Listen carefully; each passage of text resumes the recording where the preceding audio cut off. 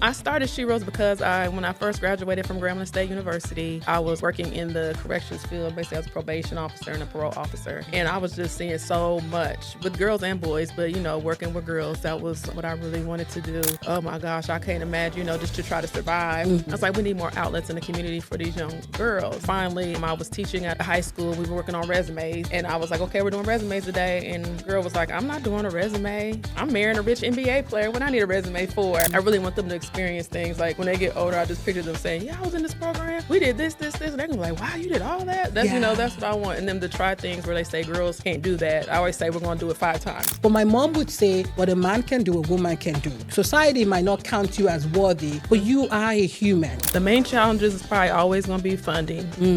Always trying to do that. I've always wanted that to be my job, And there's been times that things have happened in my life and I'm like, okay guys, just keep telling me to push and so I can do it full time, but just with timing and things, it's like, no, go and find you another job. Sometimes the devil will make you doubt yourself. Because, life is lifing. And then you're still trying to pour into others, but make sure that your cup isn't always empty. So if you go to our website, www.wearesherose, SheRose like heroes. I know some people's like SheRose, which I like. That is different meanings. Can you share with us some of the things that they've shared with you as life-changing for them? Hello and welcome to another episode of the Own Your Brand Show. Today, I'm very excited to introduce you to Ieshia Webster-Harris. She is a mom, a mentor. She is the proud owner. She's an author of a children's book and also the founder and executive director of SheRose Inc. We're going to be talking about her today, and I'm very excited about this episode because if you know anything about me, I am about amplifying the voices of women. I feel like we are so much in alignment because she does so much for girls because we know girls become women. Yes. So, and you have to kind of catch them young, right? So I really am passionate about what she does and I cannot wait to just shine the spotlight on the incredible work she's doing here in Indianapolis, but also let you guys know how you can tap into the services that she offers, whether for your daughters, or your sisters, or your neighbors. So without much ado, let's get into it. How are you doing today? I'm fine, thank you. Thank you so much for having me. And you look fine. Thank you, you do too. Thank you. So I have to say this. You are so well put together when it comes to fashion. Oh, thank you. I'm trying. I remember your photo shoot and I was like, dang. So today I was prepared. I was like, I got to put something nice, And you came correct. You didn't disappoint. So thank you so much. But that's important, right? For some of the conversation we're going to have today, because girls, they do look up to, adults like you and I and all the things. But before we get into that, just tell us a little bit about yourself. Okay. So, again, I'm Ieshia, and currently I have a nonprofit. It's called SheRose, and we work with girls K through 12, and we have several programs that we run throughout the year. So our main one is our SheRocanics program, where the girls learn about cars, and they learn about how to change a tire, how to check the oil. Thank you. Oh, sorry, I'll let you finish, because I'm really excited about this one. Thank you. But just how to handle themselves when they go into a place, they need to get their car fixed. And like my goal, my dream is that they would be able to kind of know what the problem already is before they get there. Yes. So they don't have to deal with any type of situations where maybe they're getting taken advantage of. And we have an awesome instructor. Her name is Emily. Hi, Emily. She is a woman in that field. Wow. So it brings it to light for them because at first I had a man coming and they were like, he's strong, he could do it. And then she came in and she just showed up, and just showed out, as we say, because she's taking the stuff and she knows everything and she's so knowledgeable. So that just gave them, encouragement, like, okay, I can learn about cars. Yeah. So this is for me and I can get the tire off even though it's all tight. Yeah. And I like how you say that because when I first came to this country, I was 17 years old. And so I wasn't really driving, at least internationally. But when I started driving, anytime I had issues with my car, I would call my dad 5,000 miles away. I'm like, Dad, I hear a sound. What do I do? Because I have no idea. So I think it's something that we overlook. And that's why I really appreciate you at least have an idea when you hear a sound or when there's something going on with the car or there's an engine light comes on, have an idea what it is, So amazing work there. Thank you. You're also a children's book author. So tell us about the books that you've written. So I have 2 children's books. The first one is about a little girl who was getting bullied at school. And I had a lot of experience with that because my daughter is dyslexic. And so she has issues with, when you're dyslexic, you see things differently. And when you read and things, people tend to try to make fun of you and things. So she was just getting really burnt out on school. So I wrote a book about a little girl who gets bullied at school, but then when she comes home, her mom just hypes her up, as all parents do, whether it's a girl or a boy. If they're talking about this, she's like, well, you got, we always try to, encourage our kids. So the book, the mom just tells the girl from head to toe how beautiful and smart she is. And then the girl just feeling herself afterwards. So that's kind of, so it's kind of my mom says I'm beautiful. So that was my first one. And I really didn't know what I was doing, but I just was like, okay, I want to write a children's book. I want to encourage girls because I know bullying is a lot. There's a lot of bullying going on, a whole lot. So just something that kids can read and be like, okay, yeah, from my head to toe, I'm all that, okay? Yes. And that's so important. And you said something I want to touch back on later where you said you didn't know what you were doing when you wrote the book. I applaud you because you still did. Yeah. Because a lot of people, and I think even me, we're so afraid, right? Because we're not sure. But you still do it scared, and I'm so thankful for you for still doing it scared, doing it without knowing what you're doing. And I know that it's impacting the lives of people. Thank you. Yes. Thank you so much. Yeah, I just was like, with Google and God, everything's possible. Hey, look, we got to use what we got, the resources, right? Yeah, and I just started taking classes and joining groups on Facebook. Yeah. And then I wrote my second book. It's about church because I grew up with my mom, Jacqueline Webster. I'm my SheRose. Yeah, hey. She really instilled that in me. She had me there every day. Like some people grew up. So it's a book. It's kind of highlighting the Black experience in church and people wearing hats and things like that. And a little girl just experiencing it. Yeah. So I have fun with that one when I read it to kids because it's just fun and it's just basically saying, thank you. To my mom, and I dedicated it to my father who had passed away. But it's just really talking about that experience. That's nice. When you said hat, so I grew up in Nigeria, and hat was a thing. We had to cover our head in church, so it was either a scarf or hat, and we went all out, all kinds of different hats, and you got to make sure you're sitting in the right spot because you might not sit in the front, But these are some things I feel like the new generation don't even, they're missing out on, because that was part of fashion. It's a statement, but also, you still got to like wear your Sundays best to go to spend time with God, That's cool. Yeah. So there's not as many hats anymore. Yeah. So that book is fun, but people still wear them and wear them nicely. Yes. But I remember like back in the day, everybody was walking down that aisle with that and you just looking like, oh, wow, that's nice. So that's that book. That's amazing. So let's go into your nonprofit a little bit. So why did you start the nonprofit organization? I started SheRose because when I first graduated from Grambling State University, I was working in the corrections field. Basically, I was a probation officer and a parole officer. And I was just seeing so much with girls and boys, but, working with girls, that was what I really wanted to do. Just some of the stories and just how they were in so much trouble and just doing things that, oh my gosh, I can't imagine, just to try to survive. I was like, we need more outlets in the community for these young girls. Yeah. And then I kept saying, and when you keep saying, I'm gonna do something, and you don't do it. And then finally, I was teaching at a school, a high school. We were working on resumes. And I was like, okay, we're doing resumes today. And the girl was like, I'm not doing a resume. I'm marrying a rich NBA player. What I need a resume for? Right.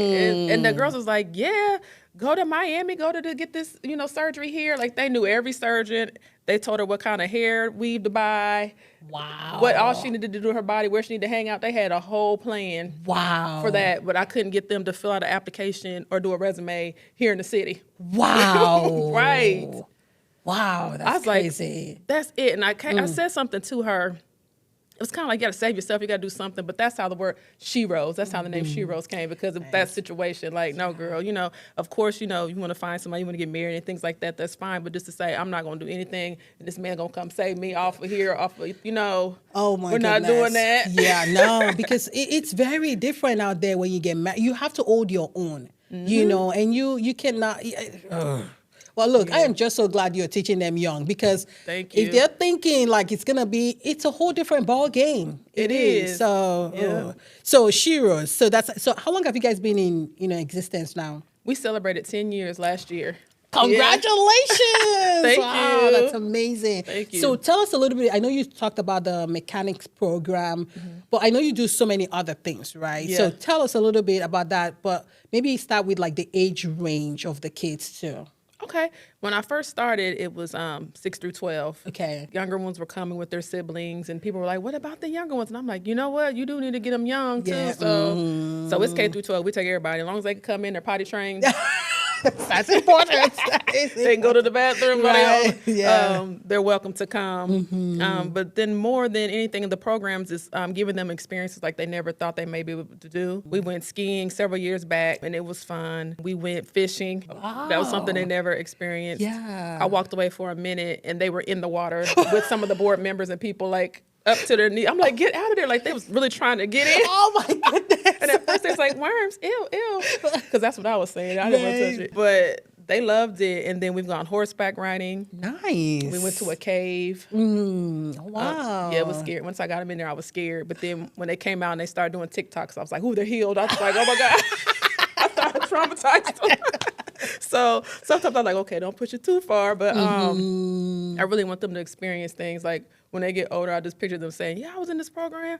We did this. And they're going to be like, wow, you did all that? That's, that's what I want. And them to try things where they say girls can't do that. I always say we're going to do it 5 times. Yes. Oh, that's so good. So I'll tell you this. When I was, I'm again, like from Nigeria, my mom had 5 girls and my dad was the only boy from his mom. So the pressure is real to have a male child, right? And from my mom. And so it was a thing. And back then when I was growing up, like if you didn't have a male child, you were not really counted as much, and all your girls don't even matter. But my mom would say, what a man can do, a woman can do. What a man can do. And so she fought and did a lot of things for us to be like, okay, like, yes, the society might not count you as worthy, but you are a human.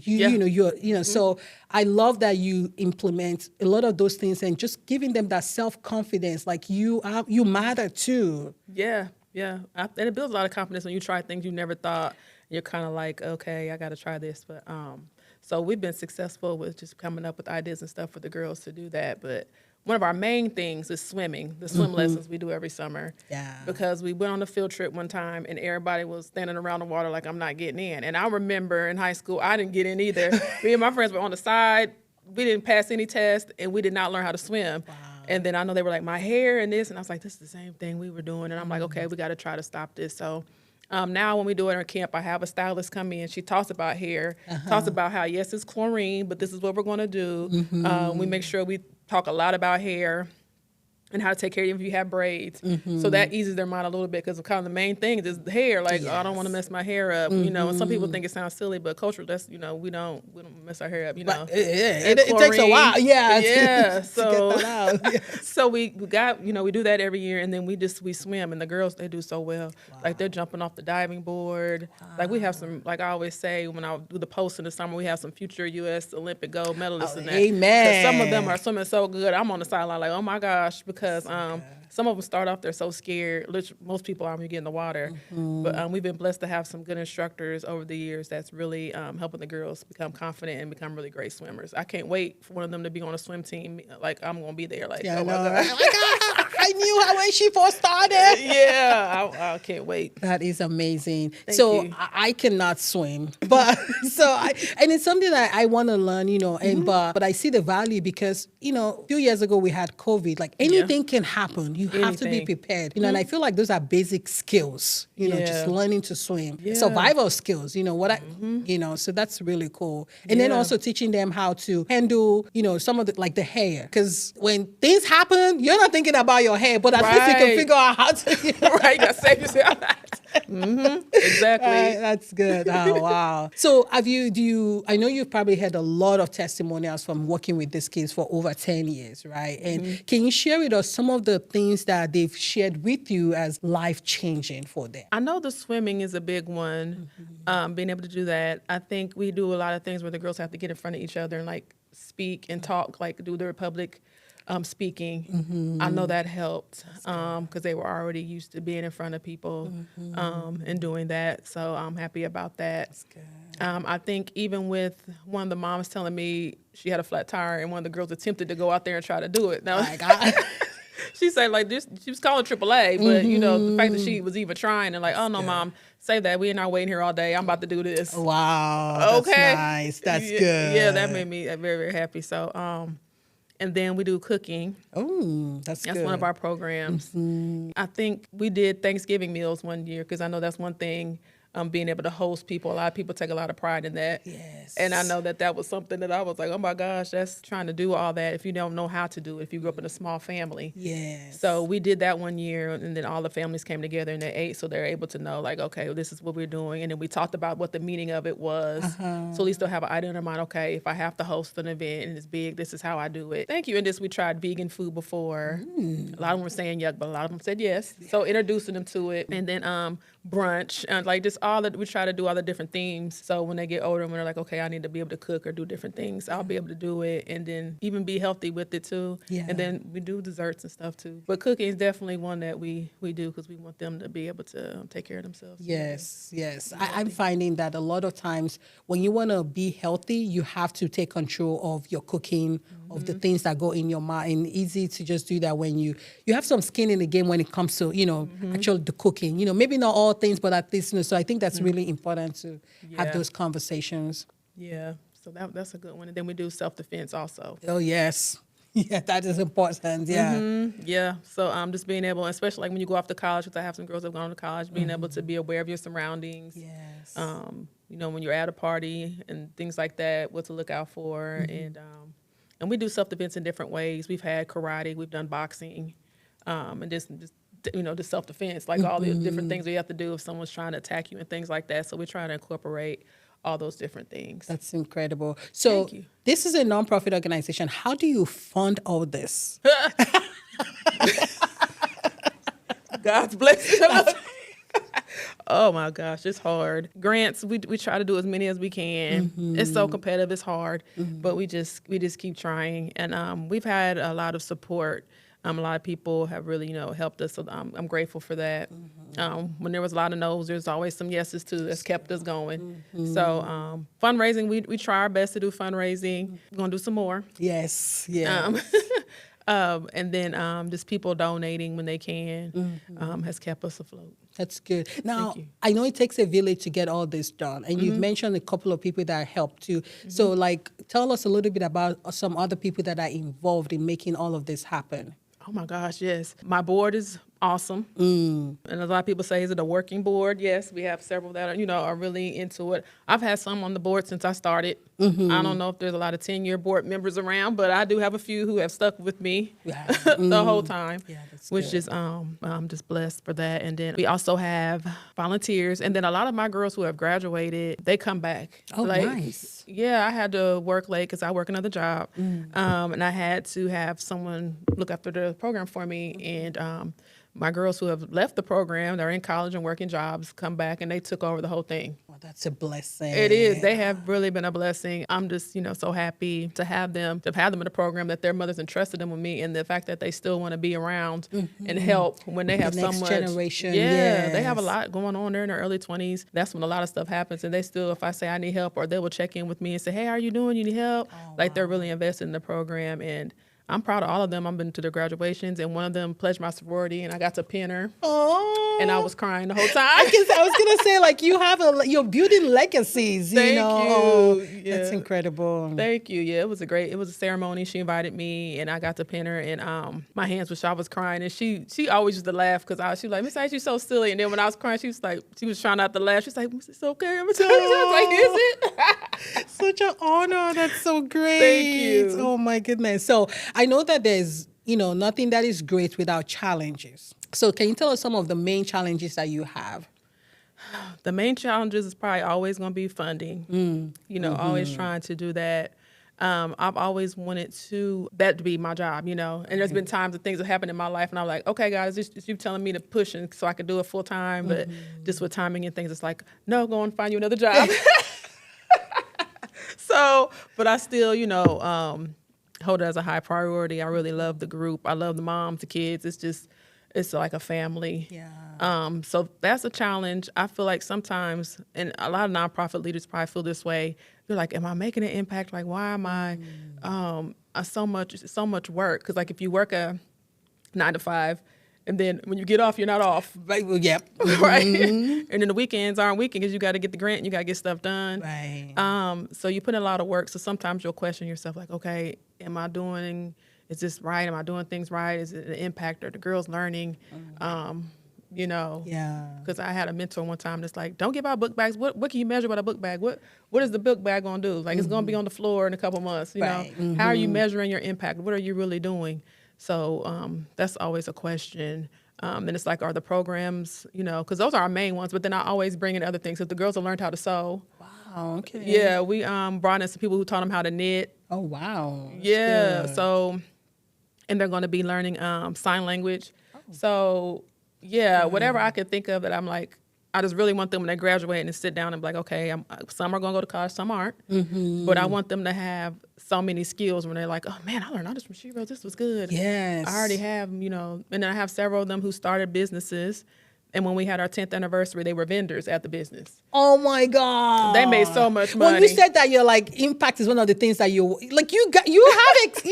I hope so. Yeah. Yeah, you know, sometimes the devil will make you doubt yourself. True. But yeah, when I see stuff like that, they had their logo, they were ready, they had all their products. Oh. And they all had different businesses, and we've been trying to, you know, keep those going. Probably in a month or so on the page, I'm going to highlight each business and say how you can help each girl or, you know, support each girl. But they loved having that money in their pocket. Like the little ones was like counting, like, look, Miss Ieshia. Oh, that's so cool. So Wow. they were like, oh, this is so much money. When are we going to do it again? Oh. So, but next time I'm going to have them do a vendor fee, though. Oh, yeah. Give SheRose some money back.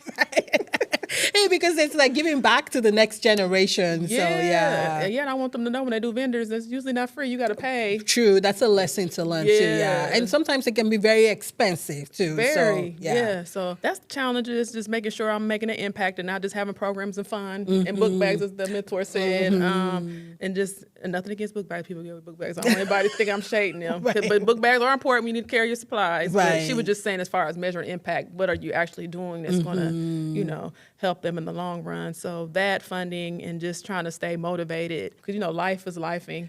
And then you're still trying to pour into others, but make sure that your cup isn't always empty. Yes, which I have to ask you that question to how you keep your cup full. But before I go into that, like, I know some people might be wondering, like, is there like a qualification process to get into this program? Or like, when do you have the programs? You know, like, you know, just give us a schedule, that type of information. Okay. Yeah, it's from August to December. Okay. We have programming. Then we break. Then we come back January through May. Okay. January and February, the weather's always bad. So sometimes, you know, it's hit and miss on those. And then summer, we have a summer camp every summer in June. So is it every month you have, or every week, or every other Yeah, week? we meet every other Wednesday right now. Oh, wow. Okay. Yeah. And how can someone be a part of it? If you go to our website, www.wearesherose, WeareSheRoes, SheRose like heroes. I know some people's like SheRose, which I like that is different meanings. Hey, whatever works. .com, but like SheRose like heroes. So yeah, that's how you log on. You'll see join now, and then the form will come to us, and then we'll reach out to you. That's amazing. Okay, so how do you pour back into yourself? Because you are doing a lot for these young girls, and you've been doing it for several years. And you're still, even though you have your full-time job, this is a full-time job still, you know, and you're juggling it and doing so much, and you have programming every week. I don't know if I do a good job of it, honestly, because there are some weeks when I'm like, oh my gosh, like I just pray, you know. I came in with a praying mom, and when I tell her I'm weary, or people who know me, they're like, how you doing? I say, I'm tired, weary, and worn. Oh, yeah. But I'm still thriving. I'm still moving. But I said this year I was going to be more intentional about self-care and things like that. So just therapy, church, trying to get back into that. And because I'm not going to lie, I was one that would watch it online. I think I still watch it online too. Look, COVID just had it just so used to. right? It's like, oh, we could watch online. Oh, Right. wow. Oh my gosh. But yeah, just getting back in that sanctuary. It feels good to be around other saints. So Yeah. and just finding like something each week that's fun to do. But I really like when I'm doing my book, writing my children's books. That is therapy for me. I really like it and it's fun. And right now I'm working on one that just has me laughing every time I pick it up. Really? So Are you that able really- to share some information about that, or you want to keep it a secret until it's out? Well, it'll be out this summer. Okay. And it's not one of my usual ones with the Black characters and things like that. I'm always going to because I think I know representation is important, and I know how when I've gone to read those books, when I turn it around and they see the braids and they see the Afro puffs and they're like, oh my gosh, it looks like me. Yeah, I love that, and it should be more representation in books. So I'll definitely get back to that. But this one's about the zoo. There's somebody at the zoo just hanging out. Okay. It's from their perspective. Oh, hey, this sounds interesting. Okay. It's so funny. I took a class with this author. I guess she's a best-selling author, and she was doing classes. It's the best way to get in those classes to learn things. And she taught us some techniques, and she put us in a room and said, oh, okay, y'all got 1 minute to write about this, and with whatever you come up, it has to be something about the zoo. So when I did it, and I came back and I read it, everybody was just laughing so hard. Like, I was out of breath. It was just so funny. Well, now I got to get a copy of that book. Right. Wow. It was funny. And she was like, you have to publish that. And I'm like, I didn't even think of this. It was like something from a class. Wow. But it's something different than what I usually do. But it's so funny. And it has a meaning to it. All children's books have like some type of truth or the kids learn from it. So it'll be a trip to the zoo and it's going to be fun. This is cool. That is so cool. Maybe I'm thinking here, maybe you release the book, we do some conversation with the Indianapolis Zoo. Oh, maybe some okay. kind of collaboration, and then, hey, why not, right? I know. I Get love people the zoo. to come to the zoo even more because, hey, look, let's put it out there because, Thank you, Lord. Yes, sir.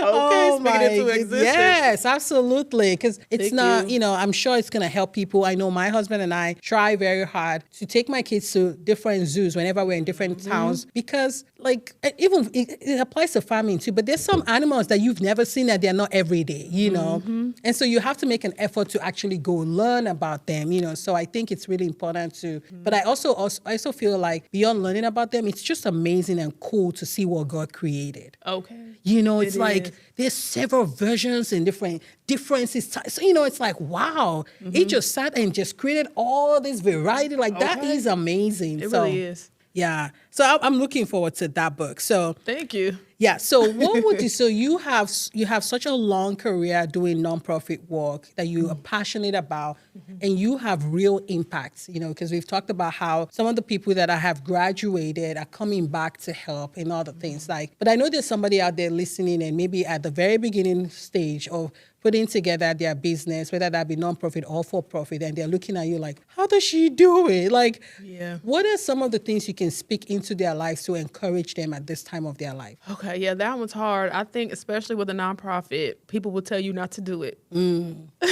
When I first, it's okay, I'll look into the camera on this one. Absolutely. Okay. Yes. Because I know we're having a conversation, but with this one, I kept asking, I want to start one, and people were like, don't do it.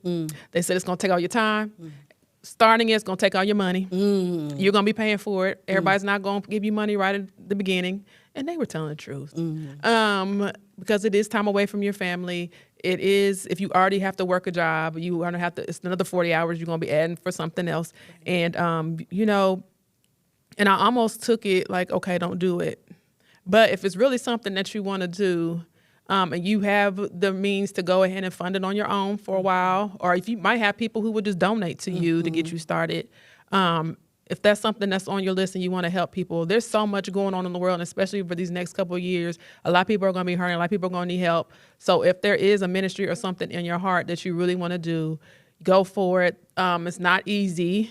I know one person said, oh, you start a nonprofit, it's not rocket science or something. They said smart, but I'm like, but it is very hard. You have to get the paperwork from, the IRS, like all that different stuff. So just spend time, make sure you have time to do it. Because if you're already don't have time, the kids will have to be everywhere. It's going to add a stress. And then once you start and those people start coming in the door, you're going to, want to make sure you're there to give the services you said you want to provide. So getting in there and be like, oh, this is too much. Sometimes it's like it's too late. I don't want to say you can't, but there is a need. I know people say there's enough nonprofits, but is it? There's still people that need help. Yeah. There's still people who are home. There's still people. There's food deserts over, like whatever your ministry is or whatever you wanted to help. I say most definitely if you have the time, the money to start it up, because I think that's one of the main things. A location, someone who will work with you to do that. It's not easy. It's challenging. Even this many years in, I'm still, there's hard times, and there's so many other people who have done it longer than me and are doing a great job, and there's so many of us, but I don't think there's too many that if you have a dream and you want to help people, that all hands on deck. It takes a village, so Go for it. That's great. Go for it. And I really also trust God too, because if God is putting it in your heart, He's gonna provide. He is. One thing that I am learning is that when God says He's going to provide, we know He's going to provide, but sometimes the way He provides is different from the way I'm thinking, So, So I think maybe the only thing that I can add to that is just like, if you put your trust in God, be open for how He's going to provide, know. So you need the resources, the people, like maybe it's going to come in a whole different way than you thought, So just be open to it, but put that desire in your heart will definitely supply the need. He will. Yeah, he definitely will. That's amazing. Thank you. So I know you got a couple of books already. Another one about the zoo coming up. We've kind of talked a little bit about how people can be a part of SheRose, but tell us a little bit about how we can get our hands on these books. Okay. Well, I have a website. It's www.ownyourbrandshow.com. So there's links on there, and of course you can go on there if there's a school or some type of visit or anything. There's a place you can select on there, and I can get back with you on that. I really do miss reading books to kids. That was fun. Yeah. And I know, like one time I went and they were like, "You didn't write this book," and I'm like, "Why?" They was like, "You don't look like an author." And I'm what like, does author look like? What do an author They didn't like? think anybody like them could write a book. And I guess when every time they looked at that back panel, it's someone. It's not. It's not. Yeah. But I was like, there's so many of us now that's out here doing it. So being able to tell young people like, yes, there are people that look like you and me that can write books. Yes, really good books too. Right, thank you, and have an impact. So I think there's more representation now, just getting out in front of some of the kids in different areas who not used to seeing the author and like to come to the thing and look like them. Right. Okay, so we're going to put the links, which I have to say, this lady is multi-talented because she has a full-time job, which I know we didn't talk a lot, but she does like incredible job, even in her day job too. I was like, oh my God. Thank you. And then she has a SheRose. She also has the children's book. So what time do you actually have for your family? I know, right? The good thing about my daughter, she goes to SheRose and she thinks she's the director. Oh, hey. And she likes to help. That's good. So even if we're sitting at home doing stuff with me and her, she's like, you know what? Or if we go to activity, I think SheRose needs to come here. Hey, I'm like, we got to check for them to come. Because she's always like, pottery, I think this would be good. We should bring everybody. I'm like, okay. But she really loves it. That's so good. That's good that she's involved. Yeah, so that helps because she's beating me out the door to that. So we still have fun. She still has her activities. It's a balance. But yeah, it's hard, but I'm making my way. But yeah, she's the one in the house still with me. So that's good. She loves it. So that helps. And then with the book stuff, that's really not her thing. She's dyslexic. She don't like it. She finds her own way in doing other things. But if I say I'm going to a book event, she's there. She wants to help. She wants to make money, really. Hey. She's like, if I come help, can I get money? So if I pay her to come help. So it's good that, she's at the age where I can incorporate her in a lot of stuff. So I don't have a whole lot of mommy guilt because she's trying to beat me to the car to go too. So that's good. That's good. So like I said, she's super talented. I'm going to leave links to everything that we talked about today. SheRose and the children's book. But I want to appeal to you, first of all, if you have young girls that can benefit from this program, please reach out or, just getting a copy of the book. We're going to leave links to the book and pictures of the book here. You can find it here. Make sure that you help a sister out. We are here to help each other. And you know that every dollar that she makes from this book, it's really going back to, the programming that she has. We've talked a little bit about funding. It's a challenge for everyone. So if you have the desire or the capability to help, please reach out and make some donations. And I'm also going to make an appeal to bigger organizations out there. We know you, some of you. we know there are grants out there, and we know that right now it's a little bit challenging for, people that are in the DEI space. But there are a lot of people, including Ieshia, that are doing incredible work, in this space for, kids.